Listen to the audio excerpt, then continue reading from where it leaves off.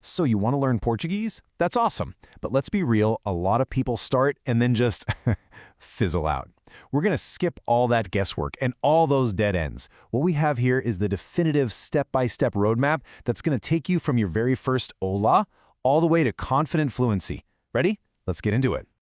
First things first, just to give you a sense of scale, we're talking about a language spoken by over 260 million people around the world.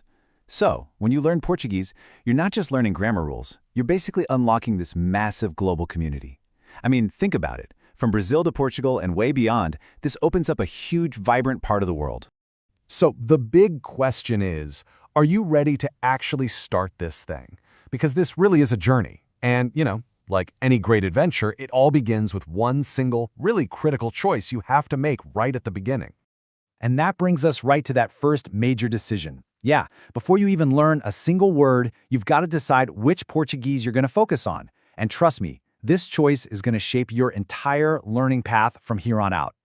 Okay, so you've got two main options, Brazilian or European Portuguese. Now, you'll be able to understand both, for sure, but the source here makes a really strong recommendation. Brazilian Portuguese has over 215 million speakers, the pronunciation is generally a bit more open and frankly easier for beginners, and there's just a ton more media online to learn from. So the advice is clear, start with Brazilian, unless, you've got specific plans to move to Portugal or something. All right, decision made. We're going with Brazilian Portuguese. Now we can dive into your first month. This whole phase is about one thing, building a rock-solid foundation. And we're going to do that by focusing on just two things, the sounds of the language and a handful of key phrases you need to survive. For these first few weeks, you got to keep it simple. Don't get overwhelmed. You've got exactly two goals. Goal number one, master the sounds. Get comfortable with how the letters sound so you can actually read and pronounce words with some confidence. And goal number two, get those essential survival phrases down so you can start trying to communicate right away. So where do you even begin with pronunciation? Well, the trick is to focus on the sounds that are totally different from English. You're going to want to train your ear for those nasal sounds, like oh, and the really unique LH and NH sounds. I'm telling you, if you nail these early, everything else becomes so much easier down the line. And all that initial work on sounds and phrases leads to this. This is your first major milestone. The goal isn't to be perfect, not at all. It's to be able to have a simple 2 to 3 minute basic conversation. That's it. It might sound small, but it's a huge confidence booster, and it proves you're on the right track. Okay, you can make the sounds, you can say a few basic things. Now it's time to start building the engine of the language, your vocabulary and grammar. This phase is all about that daily work, putting the fundamental pieces together, brick by brick. We're going to start with what's called core vocabulary. These are the 1,000 most common words that make up the backbone of almost any everyday conversation. And your target here is super clear and totally doable. Just aim to learn 15 to 20 of these words every single day. That's it. And then there's grammar. But hey, don't panic. You are not trying to become a grammar expert overnight. Just focus on the big ticket items first. Things like understanding noun gender, getting the hang of verbs in the present and simple past, and, of course, wrapping your head around the two different verbs for to be, ser and estar. Now this is the turning point. Up until now, you've been building your knowledge base, right?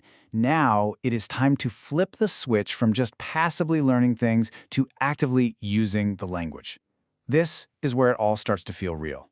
Seriously, if there is one thing you take away from this entire explainer, please let it be this. Do not wait until you feel ready to speak. Start speaking from your very first month. It doesn't matter if your grammar is a mess or your vocabulary is tiny. This is, without a doubt, the single fastest way to get better. So how do you actually activate these skills? Well, it really just comes down to 3 core habits. Number 1, listen to Portuguese every single day. Number 2, speak it at least once a week. And number 3, by your 3rd month, start reading. These aren't just suggestions. They are the non-negotiable pillars for getting fluent. Look, having all the right goals is great, but making it happen day after day, that's the hard part. So this last section is all about creating a system, a sustainable routine, to make sure you keep making progress for the long haul. And here's a perfect example of what that system can look like. Just check it out. See how everything is broken down into these small, manageable daily chunks? 20 minutes for vocab here, 20 for listening there. This is how you avoid burnout. Then, on the weekend, you have a longer chat and you review everything you learned. It's a marathon, not a sprint. So speaking of that marathon, how long does this whole thing take? This timeline gives you a really realistic picture. With consistent effort, you can aim to be conversational in about 6 to 8 months.